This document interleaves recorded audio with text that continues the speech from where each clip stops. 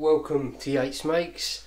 More jelly printing, this time stenciling, drawing, all inspired by an amazing artist called Klee. Okay, the last video I put out was this kind of Matisse inspired gel plate tutorial. It got me thinking about what other artists use colour and shape and whose techniques might translate nicely into a kind of gel plate experiment.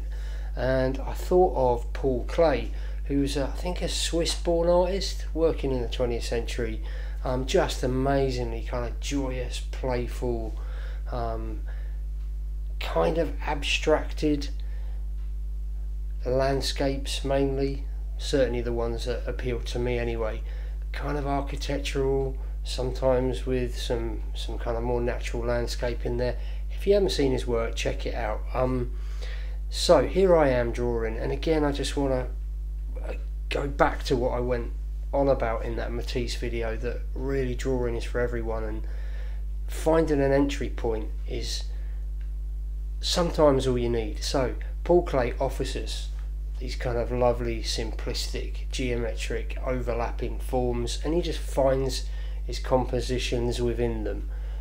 Now all I've done here is, on my laptop, which I've got open next to me, is find some pictures of Islamic architecture, and I'm just kind of vaguely drawing from them, but kind of getting lost in the shapes. And here, about to see me employ a trick that Klee does a lot, and that is, you know, these simple rectangular or triangular forms. He joins the corners, and they, when filled with colour, make fantastic basis for design. So get drawing, be confident, onto some gel plate work.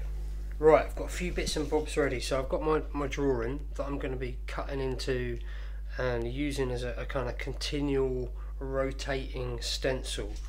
And the theory is I'm going to hinge this along one edge. So here's my paper. This is like 300 GSM heavy kind of drawing paper, smooth. And I'm going to hinge this, and like I said, just keep cutting out, sticking back in, cutting other bits, and just as long as I keep it hinged, my theory is I can just keep building up layers, a bit like a screen print really. First thing I'm going to do though is print myself a background colour. So let me just draw some marks for a frame for my background colour. This I'm going to try and rip out.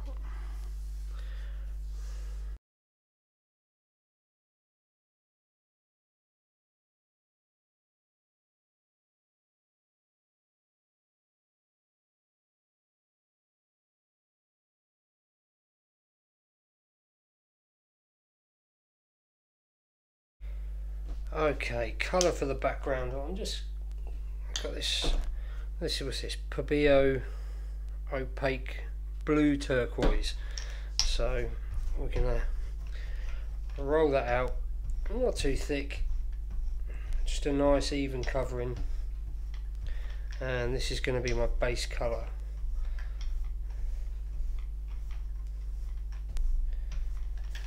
So inking up, then I've still got the plastic, you know, that it comes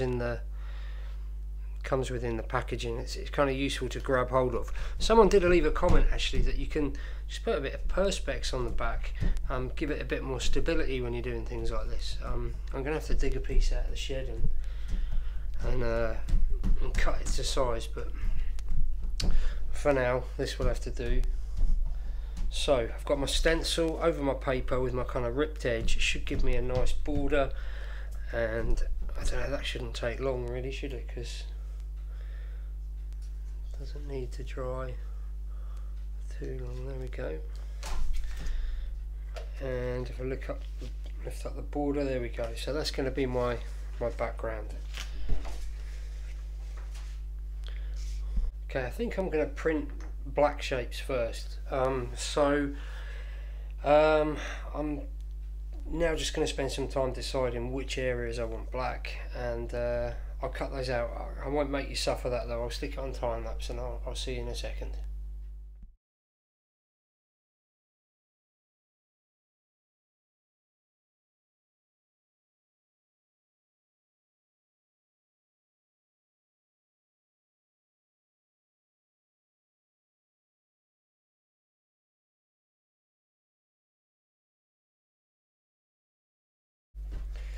Okay, so I've got my kind of first layer of stenciled shapes. I've just kind of tried to position that over the background. It's going to overlap a little bit, but doesn't matter, it's an experiment. Okay, so this is what we've got here, Pabio Black. So let's I've got a kind of pretty even, you know, my shapes are spread across the whole stencil, so I'm just going to ink up the whole plate, not try and kind of strategically ink up little areas. Now I do want these shapes to be quite opaque and defined, so I'm going to make sure I've got enough. This Pabio Black is not nearly as kind of heavy body as the Amsterdam, but we'll try it, we'll see. So again, kind of grab hold of the plastic bit and drop it down. You know, obviously if you want to keep your border or your margins of your paper really free of paint, you might want to mask those off as well, but or do your initial drawing on a bigger sheet of paper. I mean, I'm not too worried, it's an experiment really, and you can always stick a matte frame over it if it's any good. Right, I'm going to leave that for a while, and it'll probably take a little longer to dry because obviously the paper's already coated in the acrylic background. So I'll leave that a little while and tune back in a sec. Alright, let's peel up and have a look.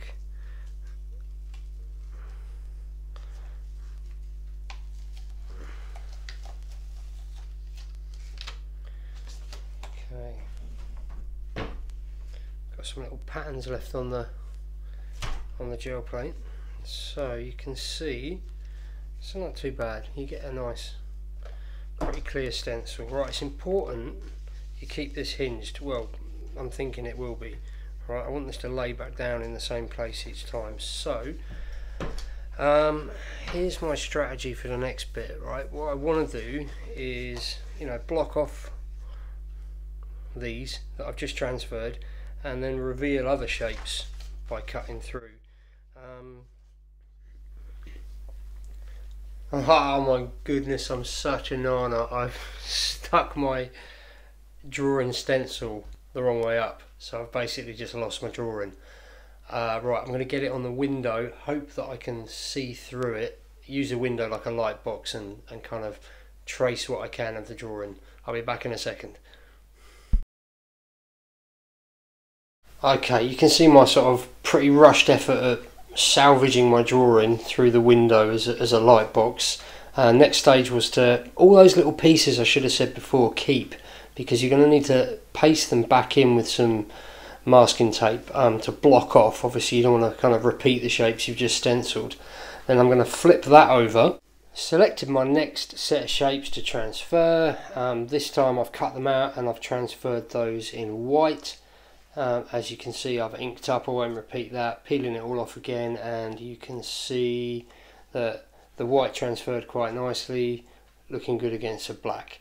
So next step was to kind of a green colour, so I've inked up. Here's another still of my next stage of cutting those shapes that I wish to kind of transfer in green, and flipping it over, bit of pressure, making sure it's made good contact, and you can see transferred really nicely.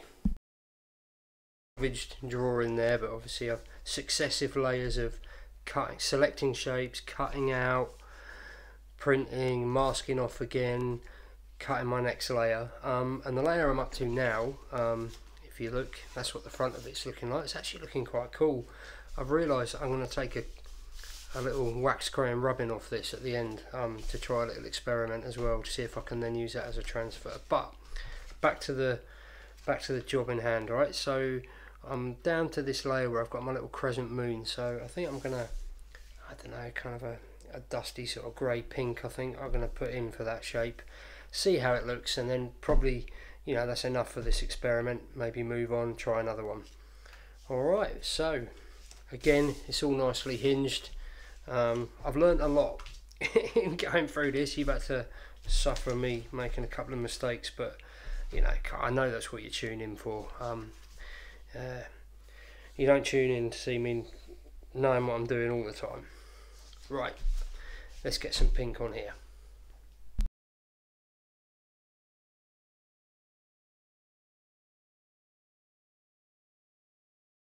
I'll use that.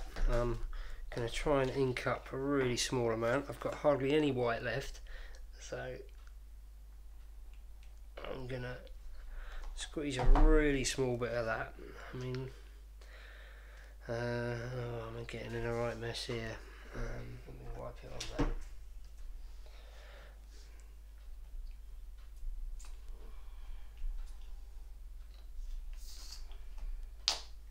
Too much. Let's get rid of some of that. Just going to go and wash my hands.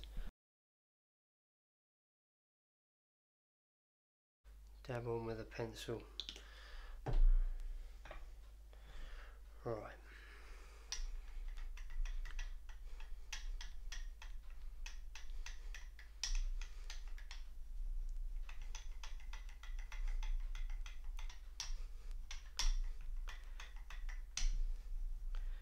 Does that even look pink? Yeah, it does. That'll do, that'll do. Is it big enough? No. Let's just extend that a little bit without losing too much of the opacity, and try and aim it over that moon. Right. Really gonna try and press that down. Make sure it dries properly.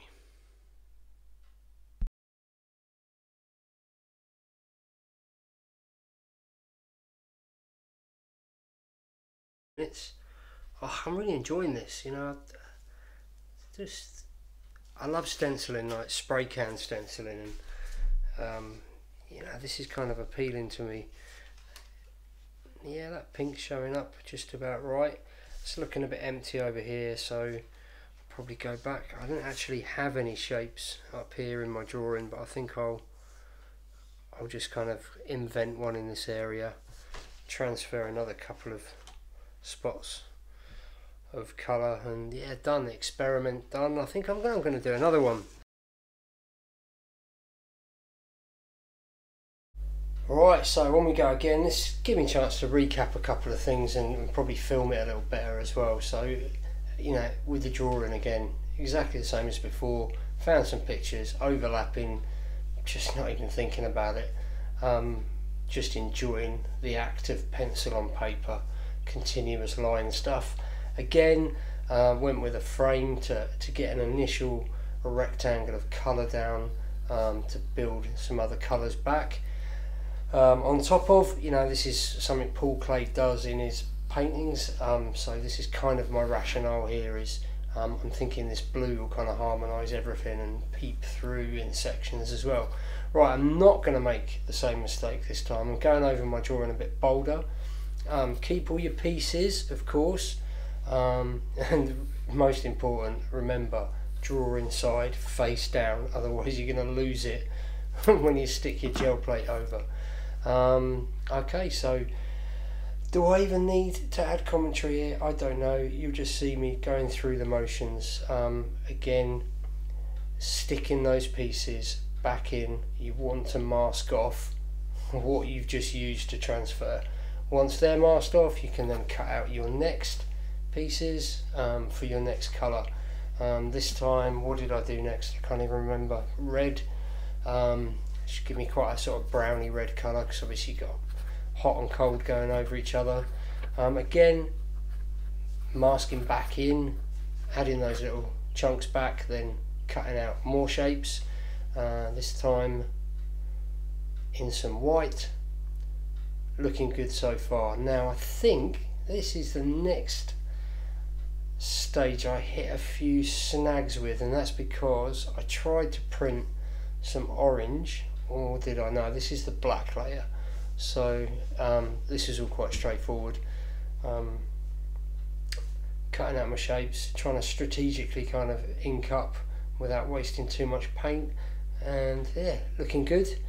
So here is where I think I've hit some problems, because this next one I tried to do some orange, and orange over blue is always a bit of a risk because they're complementaries, and you can see it's come out very dark. So my theory was ink up in white, put a layer over, and that definitely kind of blocked out that first layer, as you see when I lift up now. Then once that was dry, that gave me a kind of more neutral or plain, not so strong base that my orange would sit over a little more happily. So yeah, there I am inking up in the orange, and if I skip forward you'll see transferred pretty well. I even got a little offset colour, obviously because I'm printing now duplicate layers or repeat layers over the same area. You know, it's a useful tip if you're trying to print lighter colours over darker colours, or kind of complementaries over each other.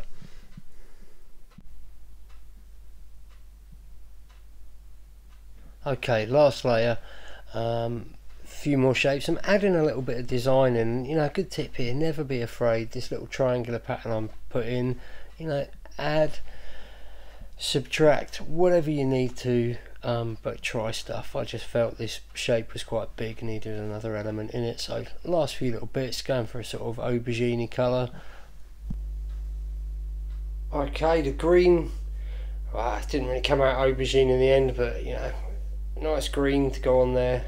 You can see those last little, well, bit of a slip. Should have masked off my margins. No matter, it's an experiment. If it's any good, like I said before, I can put a matte frame around it and peel that one up. And coming together, this one, you know, I can have a little play around with. I'm going to get the, I think, what did I do next? I got the Posca pens out on it, I think, and just had a bit of fun. Did the moon shape in a little kind of very pale yellow up in the sky there, and yeah, just got me green Posca pen out, had a bit of fun just drawing in. I think I'll probably come back to this one and add some more shapes, some more complexity in. The other one I finished up with, yeah, I cut those extra shapes. I can't leave that fluoro orange alone, so mixed it with a bit of red. You know, probably knowing full well that it wasn't going to come out very orange because I'm printing onto the blue, but you know, just a bit of a warm colour to finish this one off. Anyway, look, experiments done for today. Loads of fun doing this. Hopefully there's something in there for you, give you a bit of impetus, a bit of encouragement to kind of have a go at homemade stencils, handmade stencils, and look to really cool artists like Klee for some inspiration if you're struggling. Remember, subscribe to the channel if you want to show some support, like, comment, share it around, and I will see you soon for another video. Ta-ta.